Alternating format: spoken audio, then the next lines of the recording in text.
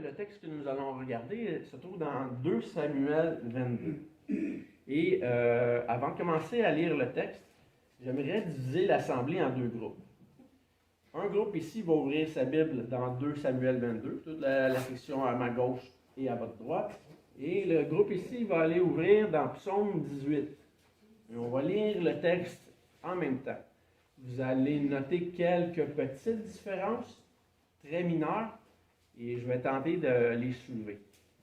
Donc, ce qu'on va faire ce matin, juste parce qu'on manque de temps, on va lire les 7 premiers versets seulement.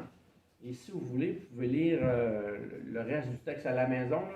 Je vais essayer de vous faire un résumé pour qu'on voit la ligne principale de ce que David enseigne. Donc, le titre du message ce matin, c'est « Affamé et assoiffé de vérité ». Donc, on va aller commencer 2 Samuel 22 et Psaume 18. Et pour ceux qui vont être dans le Psaume 18, vous allez noter une petite différence. Ne vous en faites pas, on va y revenir. On va expliquer à l'autre groupe qui n'a pas ce détail-là dans leur texte pourquoi c'est manqué. Donc, 2 Samuel 22 et Psaume 18. David adressa à l'Éternel les paroles de ce cantique lorsque l'Éternel l'eut délivré de la main de tous ses ennemis et de la main de Saül. Il dit, « L'Éternel est mon rocher, ma forteresse, mon libérateur. Dieu est mon rocher où je trouve un abri, mon bouclier et la force qui me sauve, ma haute retraite et mon refuge. Ô mon sauveur, tu me garantis de la violence. Je m'écrie, loué soit l'Éternel, et je suis délivré de mes ennemis, car les flots de la mort m'avaient environné, les torrents de la destruction m'avaient épouvanté. Les liens du sépulcre m'avaient entouré, les filets de la mort m'avaient surpris. Dans ma détresse, j'ai invoqué l'Éternel, j'ai invoqué mon Dieu. De son palais, il a entendu ma voix, et mon cri est parvenu à ses oreilles. Pourquoi on retrouve ces paroles dans 2 textes de la Bible? Bien, probablement parce que quelqu'un a entendu les paroles de David et les a écrites. Et probablement aussi en même temps que David lui-même a écrit ses propres paroles. La 3e raison serait que Dieu veut qu'on porte attention aux paroles de David. David est une figure importante de la Bible. Son nom signifie en hébreu « bien-aimé ». Dans la liste des ennemis que David fait mention, le seul dont le prénom est nommé est Saül. Son nom veut dire « demander » ou « prier pour ». C'est exactement ce que le peuple a fait pour avoir un roi. Ils ont prié Dieu, ils ont demandé. Toute la vie de David, les 2 hommes vont être mis en opposition, en contraste. Dans tout l'Ancien Testament, aucun homme ne semble avoir autant marqué l'affection des hommes que David. Bien sûr, on pourrait parler d'Abraham, d'Enoch, d'Élie. Les 2 derniers ont été élevés directement au ciel. On pourrait parler de Daniel, qui a eu confiance en l'Éternel pour le délivrer. On pourrait parler de nombreux prophètes. Mais ce qui rend David sympathique est que ce qu'on peut identifier de lui nous ressemble. On n'est pas exempt de faute. David laisse connaître ses sentiments au travers de ce qu'il vit. C'est ce qu'on voit dans le texte. Il ne les cache pas. Et Dieu aussi révèle qui est David. En Hébreux 11.32, l'auteur, qui est inconnu, qui est peut-être Paul, peut-être quelqu'un d'autre, mentionne au verset 32, dans la liste des héros de la foi, il dit « Et que dirais-je encore, car le temps me manquerait pour parler de Gédéon, de Barak, de Samson, de Jephthé, de David, de Samuel et des prophètes, qui par la foi vainquirent des royaumes, exercèrent la justice, obtinrent des promesses, fermèrent la gueule des lions. teignirent la puissance du feu, échappèrent aux tranchants de l'épée, guérirent de leurs maladies, furent vaillants à la guerre, mirent en fuite des armées étrangères. Des femmes recouvrèrent leur mort par la résurrection, d'autres furent livrées au tourment et n'acceptèrent point la délivrance, afin d'obtenir une meilleure résurrection. D'autres subirent les moqueries et les fouets, les chaînes de la prison. Ils furent lapillés, sciés, torturés. Ils moururent tués par l'épée. Ils allèrent çà et là vêtus de peau de brebis, de peau de chèvre, dénués de tout, persécutés, maltraités, eux dont le monde n'était pas digne, errant dans les déserts et les montagnes, dans les cavernes et les antres de la terre.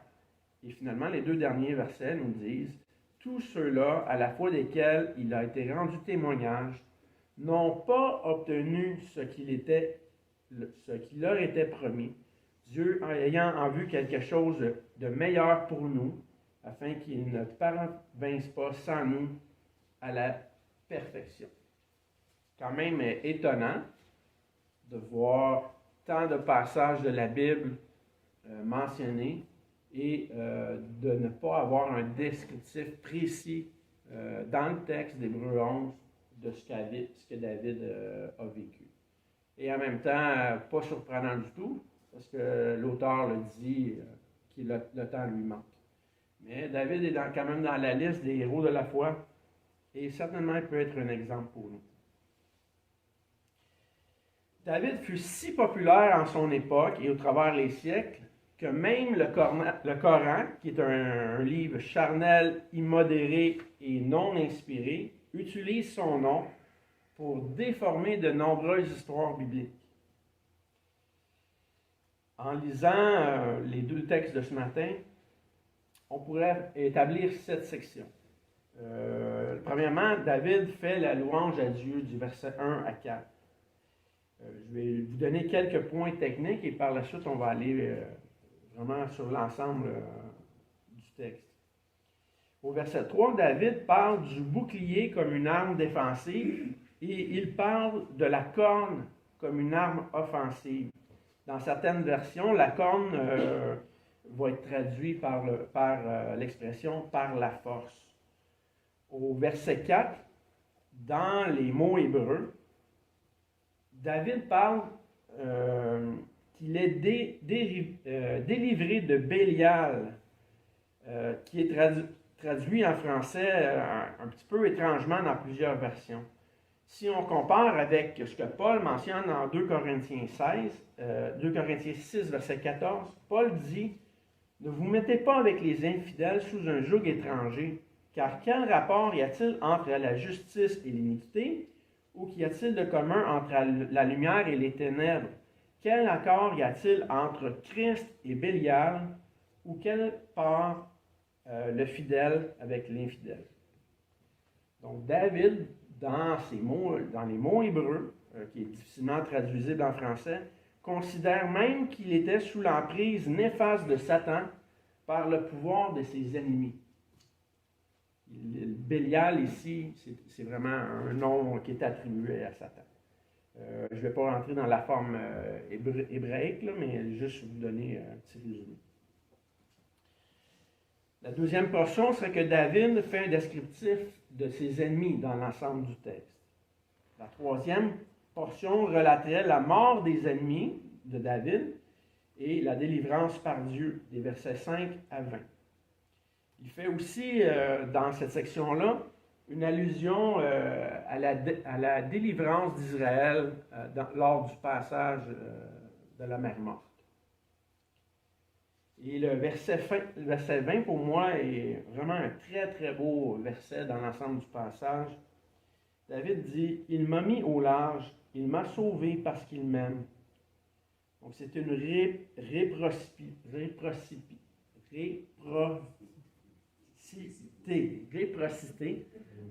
David aime Dieu et Dieu aime David. Et Dieu aime toujours le premier.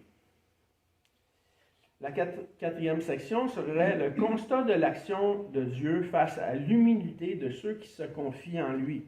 du verset 21 à 25. Et le 5e serait des généralités du verset 26 et 28 et des appropriations personnelles de 29 à 37.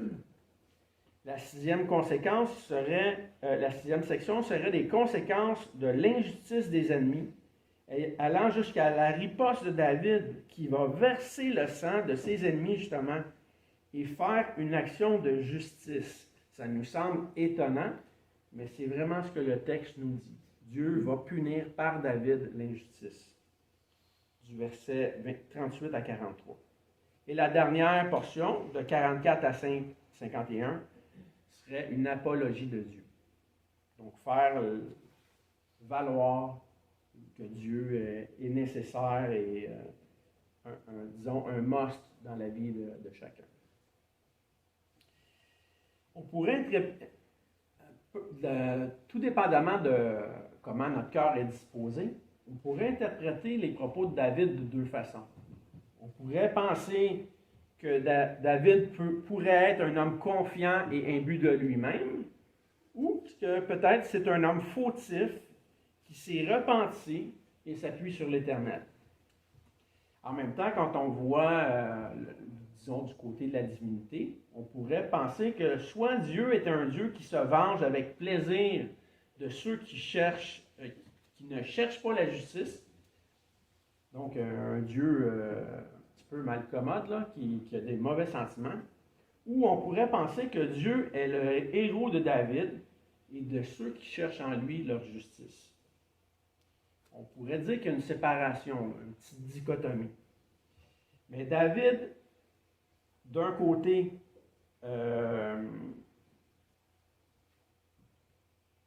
c'est ça, il y a David d'un côté et il y a ses ennemis de l'autre. Le contraste est quand même grand à tous les égards. David fait face au bien et au mal, alors que Dieu, lui, fait face à différentes catégories d'hommes. Il n'est pas désireux d'aucune façon de faire le mal. Ça serait même contre sa nature. Les paroles de David dans le texte sont aussi parfois plus que des images. Elles pointent à des certitudes, à son espérance, à sa foi, à ses attentes. Dieu est toujours le héros du récit de David. Il est aussi le sauveur de sa vie. On a lu tout à l'heure le psaume 23. C'est vraiment ce que David énonce. Pourquoi avoir sélectionné les deux textes? Pourquoi les avoir mis en opposition ce matin? Bien, justement, pour qu'on puisse relever quelques petites différences. Dans ce qu'on a lu ce matin, il y en a une frappante à partir du verset 2. David va dire,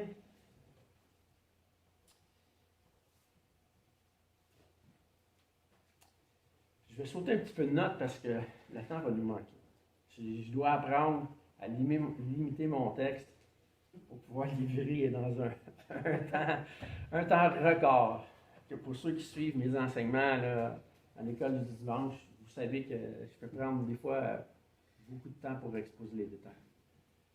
Donc David va dire dans le psaume 18, ce qu'on ne voit pas dans 2 Samuel 22, il va parler de son amour. Il dit « Je t'aime, ô Éternel, ma force », dans psaume 18, 2. On pourrait dire « Wow », c'est assez exceptionnel, c'est assez personnel. Non seulement David déclare son amour, mais il attribue la gloire à l'Éternel, au-delà même des capacités propres qu'il possède. Dans l'hébreu, le verbe qui est employé, c'est rakam. C'est utilisé pour signifier le fait que David chérit avec tendresse. Mais habituellement, le mot rakam, c'est Dieu qui le mentionne. C'est Dieu qui dit qu'il l'aime avec tendresse. Donc, David utilise un mot extraordinaire, peu commun, pour tenter de décrire l'amour qu'il a envers Dieu.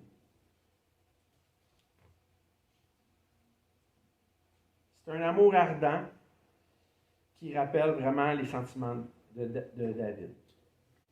Est-ce que vous connaissez beaucoup de personnes qui seraient capables de dire cela? Je t'aime, ô Éternel, ma force. Ça équivaut à dire, c'est l'Éternel en qui je me confie. C'est l'Éternel qui vit à jamais, qui nous précède et qui nous a créés. C'est fort quand même comme mot. Amen.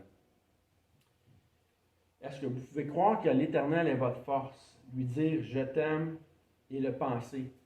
Non seulement le dire, mais le penser. Le penser de tout votre cœur, le montrer par des actions concrètes. Beaucoup de personnes vont affirmer du bout des lèvres. Mais quand l'épreuve ou les difficultés arrivent, cet amour-là va souvent va souvent être mis de côté. C'est une mauvaise idée. Dire que Dieu est l'Éternel et l'affirmer, le montrer, doit se faire dans un mouvement, par nos actions, par la confession de foi, par la foi en son Fils, en Jésus qui est le Sauveur et le Seigneur des hommes. C'est ça que David affirme dans le texte. Et même dans le psaume 23 qu'on a lu en préambule. En Matthieu 22, 43, Jésus va reprendre une citation qu'on trouve au psaume 110.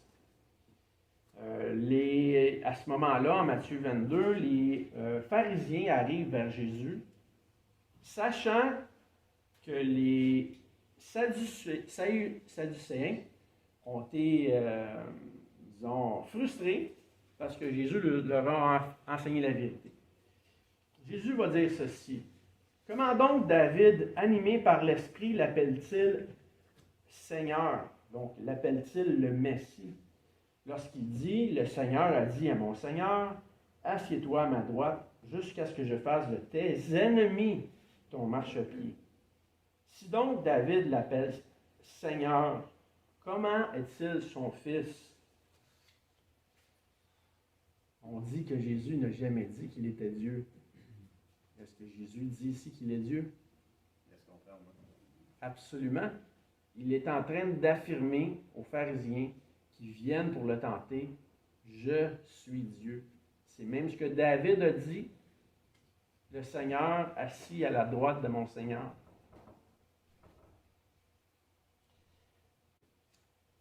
David, dans le texte de ce matin, en parlant de ses ennemis, fait une comparaison indirecte entre sa vie et principalement avec celle de Saül. David ne dit pas que Saül est l'ennemi de Dieu, il dit qu'il est son ennemi. Dieu va juger de la finalité.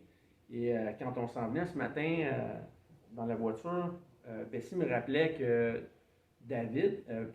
Saül aussi, à un certain moment, a prophétisé et il a été saisi par l'Esprit. Le même Esprit qui était donné à David.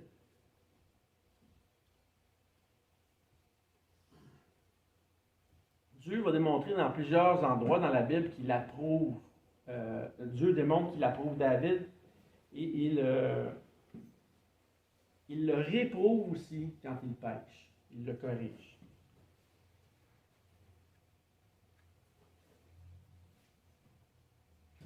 Au verset 4, David dit « Je m'écrie, loué soit l'Éternel, et je suis délivré de mes ennemis. » C'est beaucoup plus qu'un cri.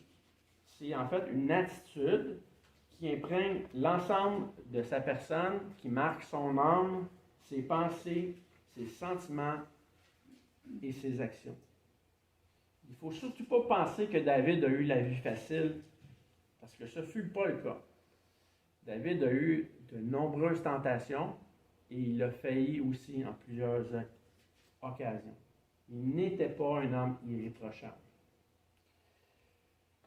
Dans le texte aussi, David va parler à plusieurs reprises par des images. Je ne sais pas si ça vous arrive parfois de parler en images. Moi, ça m'arrive très rarement. Et de façon générale, c'est quelque chose qui est peu employé dans notre siècle. Si je disais, par exemple, « Oh chérie, oh ma belle Bessie, ton repas était si bon que les nuages ont habité la surface de ton gâteau. Le glaçage fut aussi blanc que la neige du matin, et savoureux comme une crème au beurre de meringue. Ça serait, hein? Ça serait assez spécial. Oui, il manquerait du violon. David fait un peu la même chose dans le texte en plusieurs occasions. Il est en extase. Okay? Il l'amplifie sans nécessairement dénaturer les faits. Le texte, en fait, même si David est fautif, nous montre une progression de David et il montre aussi que Dieu ne change pas. On pourrait se rappeler du combat de David avec Goliath en lisant le texte. Ok, David, je me souviens de cette histoire-là, le combat avec Goliath. Ou le fait que David apportait par humilité la nourriture à ses frères qui étaient à la guerre. On pourrait parler de la promesse de la royauté, la consécration devant la famille, là, quand Samuel est venu pour le faire roi. On pourrait parler de sa folie chez les Philistins, quand il alla jusqu'à même à baver dans sa barbe.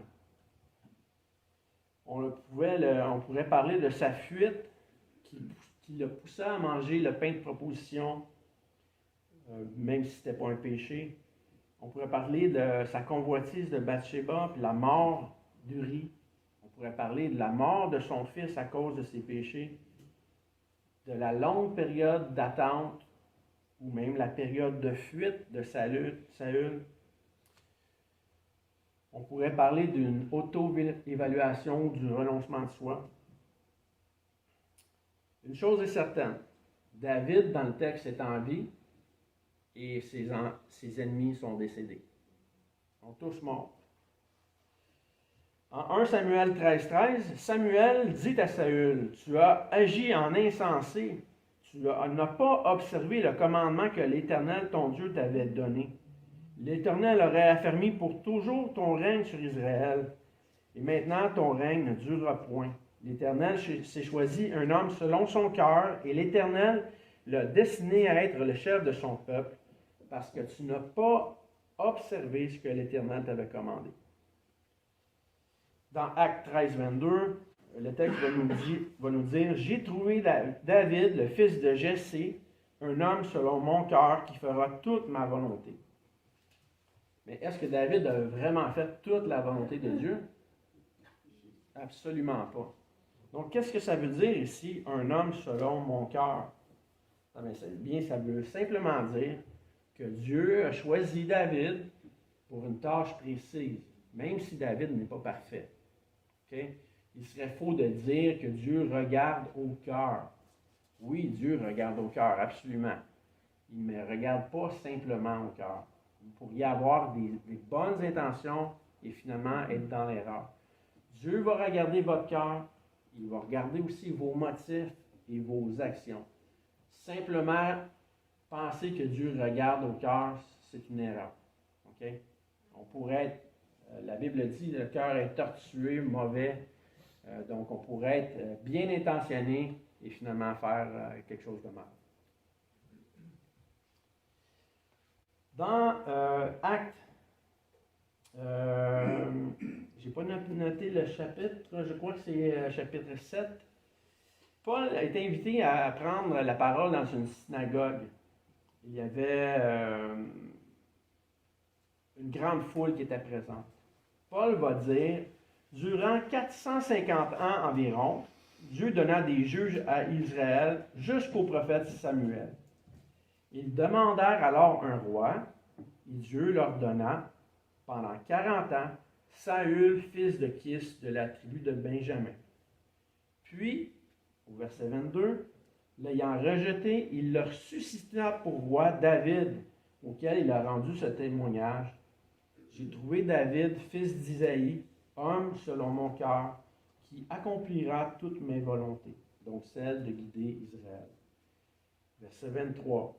C'est de la postérité de David que Dieu, selon sa promesse, a suscité à Israël un sauveur qui est Jésus. Donc le texte nous parle que Jésus est de la postérité de David. Et si on prend le temps d'analyser comme il faut la généalogie, disons, dans Matthieu 1, on va voir que d'Abraham jusqu'à David, il y a 14 générations. De David jusqu'à la déportation en Babylone, il y a 14 générations. Et depuis la déportation jusqu'à Babylone, de Babylone jusqu'à Christ, il y a 14 générations. Comment Dieu pouvait-il désigner David comme un homme selon son cœur, alors même qu'il savait qu'il commettait de nombreux péchés dans sa vie? David a commis un meurtre pour couvrir son adultère. Il a aussi été incité par Satan à dénombrer le peuple d'Israël. Et il le faisait en connaissance de cause. C'est des fautes graves. Mais David était essentiellement un homme de confession et de repentance. Quand on regarde les psaumes, dans le psaume 32, David va mentionner à une occasion, au verset 3, que même après avoir péché, il a gardé le silence pendant un certain temps. Et au verset 5, il confesse qu'il a obtenu le pardon de son péché suite à ses transgressions. Donc c'est un homme qui se repent. Et le psaume 23 qu'on a lu ce matin, c'est pas simplement non plus une citation qu'on doit réciter lors de funérailles. C'est triste, là, mais c'est souvent ce qu'on entend. J'ai travaillé plusieurs années dans le domaine, puis je l'ai entendu à outrance, le psaume 23. Et les gens ne savaient même pas à quoi ça faisait référence. C'est juste un beau texte à lire. Pour certains. L'Éternel est mon berger, je ne manquerai de rien. David est certainement un incomparable parmi ses pairs. C'est un homme d'exception. Il est roi, mais avant tout, c'est un simple homme qui s'humilie et qui devient, devant l'Éternel, un homme important. Il ne s'humilie pas pour plaire aux hommes. Il ne s'est pas dévêtu non plus pour plaire à sa femme. Si vous vous souvenez, là, quand l'arche de l'Alliance revient vers Jérusalem, David se dévêtit, il est presque nu avec probablement juste sa pagne et il danse de tout son cœur face au peuple. Il partage sa joie. Donc, David voulait plaire à l'Éternel avant de plaire aux hommes. Je vous pose une question. Quand avez-vous couru un marathon? Hein? Je vous pose une autre question, parce que pour la majorité, on n'a probablement jamais couru un marathon. Moi, j'en ai fait un à 15 ans et c'était toute une épreuve. Quel est le meilleur temps à vie pour un marathon? Est-ce que quelqu'un a une petite idée? Levez la main si vous avez. Quel est le meilleur temps à vie de départ à arrivée? Là. De départ à arrivée pour avoir couru un marathon? James? 2 heures, 2 minutes. 2 heures, 2 minutes. D'accord. Quelqu'un d'autre? Julio. Oh, À peu près? ok, je donne 3 heures. 3 heures? 3 heures. OK. On est dans les 2 heures jusqu'en 2014. Et ensuite, ça va en bas des 2 heures. Je vais vous donner le temps. OK? Le temps, c'est 1h59, 40 secondes, point 2 millièmes. Non, 1h59 minutes, oui, 40 secondes, point 2 millièmes. Ça a été couru par Eliud Kipchoge. Cet homme-là, c'est un incomparable. Okay? Quand les gens sont à bout de souffle et respirent par la bouche, lui, il respire encore par le nez. Et c'est une chose qui est déconseillée dans la course de courir en respirant par le nez parce que c'est une voie respiratoire plus restreinte et qui fait en sorte que respirer et expirer par le nez rend, disons, la transition d'air difficile. Souvent, on va conseiller de respirer par le nez et d'expirer par la bouche, donc de faire sortir le gaz carbonique rapidement. Il Il y a une course qui a été faite, et je vous annonce que Eliud Kipchoge est un chrétien. Cet homme-là a remporté 80% de tous les marathons qu'il a courus à vie. C'est un hors norme. Il y a une course qui a été organisée il y a peu de temps. Si tu peux mettre la vidéo, s'il te plaît. Je crois que tu vas avoir du son, si tu peux le baisser. Vous allez juste avoir un petit aperçu ici sur l'écran en même temps. Eliud et le monsieur en blanc. Les gens qui sont devant lui sont ce qu'on appelle des pacers. Ce sont des gens qui sont là simplement pour couper le vent. Ils courent en peloton comme ça se ferait dans un marathon régulier. Les meneurs sont toujours en avant et les retardataires, évidemment, suivent. Donc, cette course-là est organisée typiquement pour Eliud Kipchoge. Personne ne peut, dans une fréquence normale, battre ses records. Donc, ici, ce sont tous des coureurs d'élite qui le précèdent et qui l'aident à courir jusqu'au fil d'arrivée. Et cet homme-là, vers la fin, vous allez voir qu'il va dépasser les autres parce que là, il veut accélérer le rythme. Et regardez son physique, là, ça fait 2 heures qu'il court. Là. Moi, je ne courrais pas 30 secondes à cette vitesse-là. Beaucoup de gens ne conduisent même pas en voiture à cette vitesse-là. Si vous venez vous promener en campagne, là, je vous garantis qu'il y a des gens qui conduisent beaucoup plus lentement que ce qui est en train de courir. Donc, la course est exceptionnelle et le monsieur va courir en moins de 2 heures le marathon. Il court 42,195 km à l'âge de 34 ans. Et être pacer pour Eliud, c'est pratiquement un cauchemar. Ce gars-là court tellement vite, c'est une exception. D'accord? Donc, c'est quand même impressionnant. Je vous inviterais peut-être à aller voir sur YouTube les performances de ce monsieur-là, mais c'est vraiment un hors-norme. Tu peux mettre sur pause. Pourquoi je vous parle de lui? Quel lien avec David et quel lien avec vous et moi? On se retrouve aujourd'hui, 3000 ans plus tard, après les textes qu'on a lus de David, et on parle encore de cet homme-là. C'est incroyable.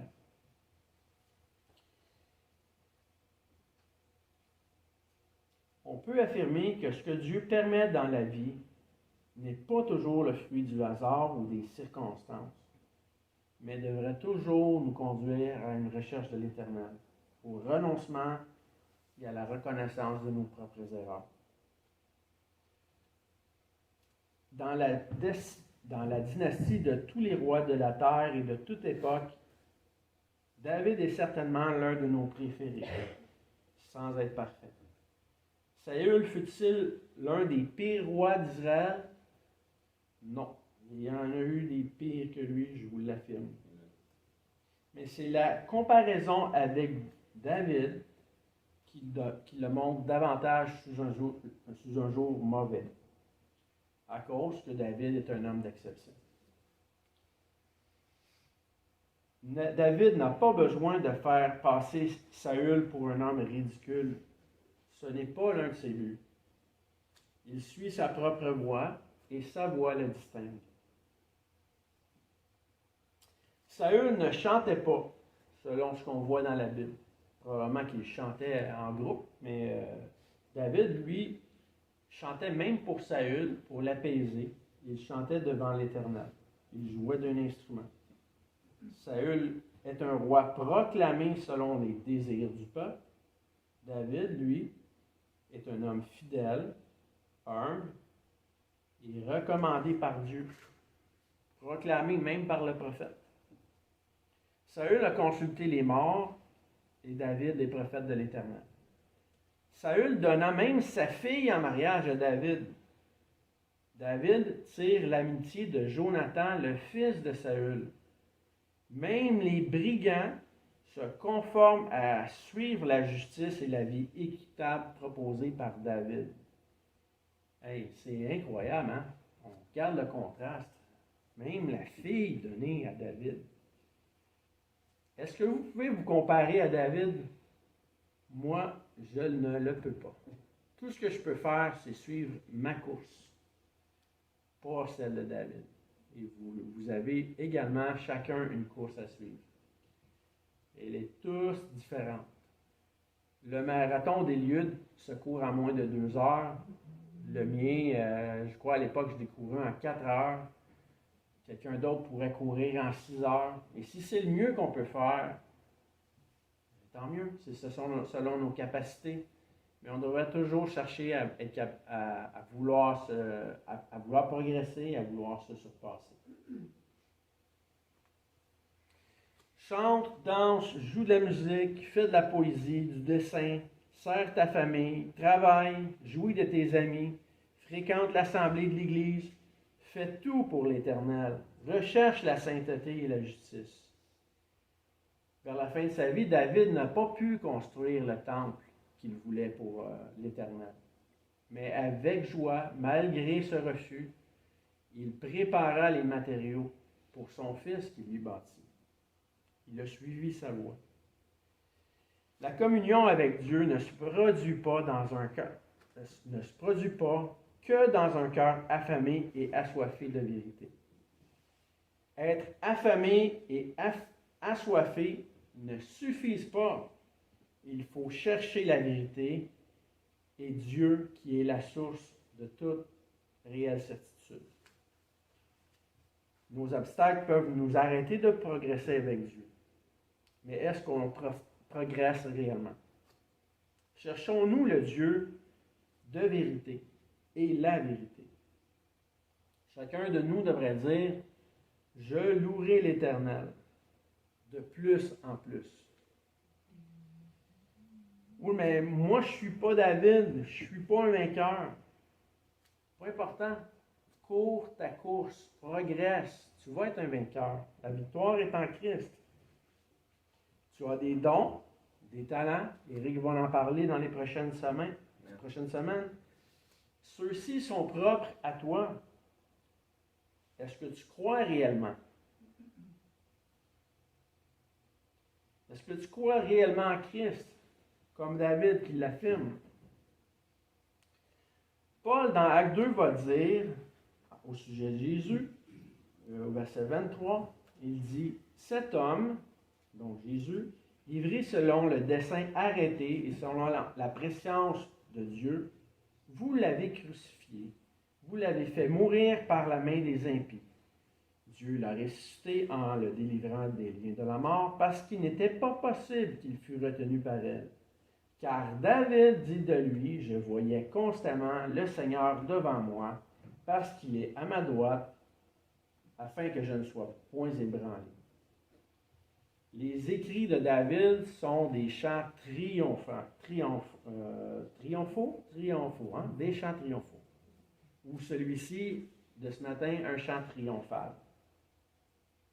Si vous êtes chrétien, né de nouveau, vous savez quelle est la valeur de la course.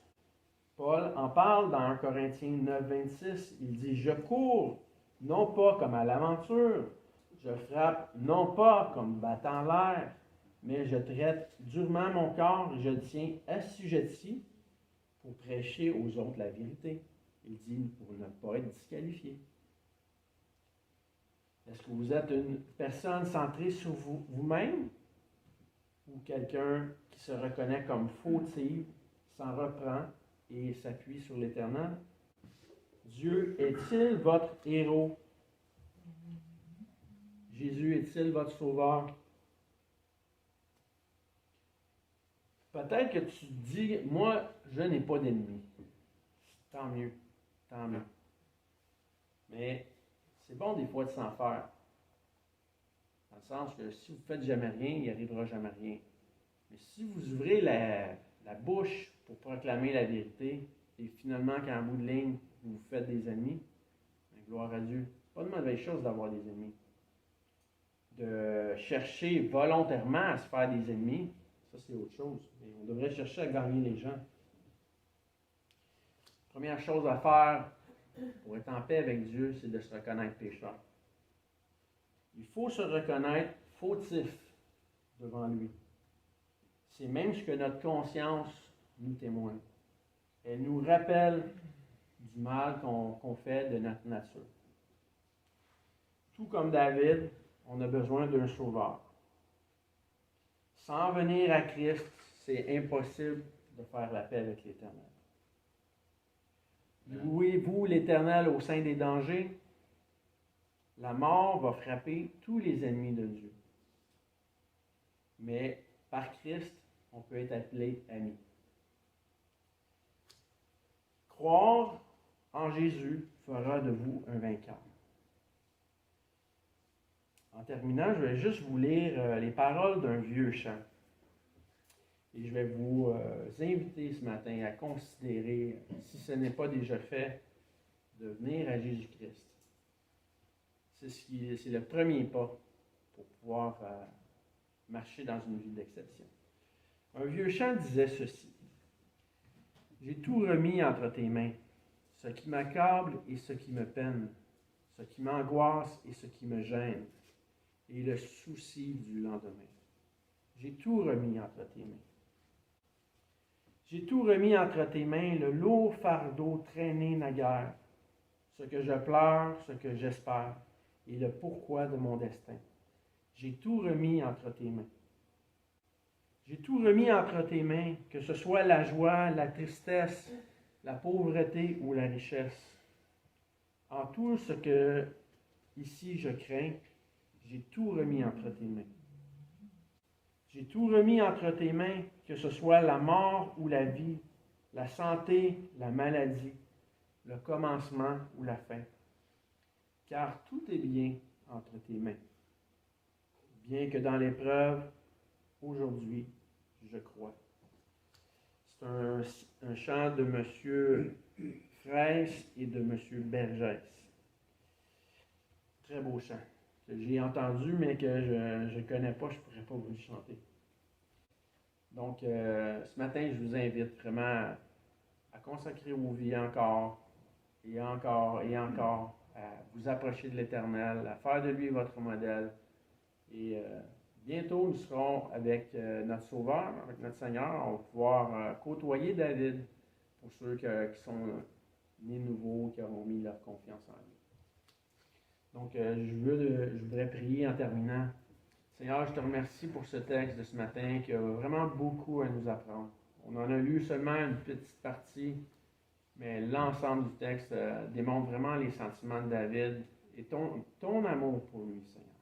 Je te demande de bénir chacun, faire en sorte qu'on puisse continuer de grandir. Merci pour cette assemblée. Merci pour tous ceux qui vont écouter la vidéo d'ailleurs, Seigneur. Je te demande de les bénir. Fais en sorte que nos vies soient utiles entre tes mains, qu'on puisse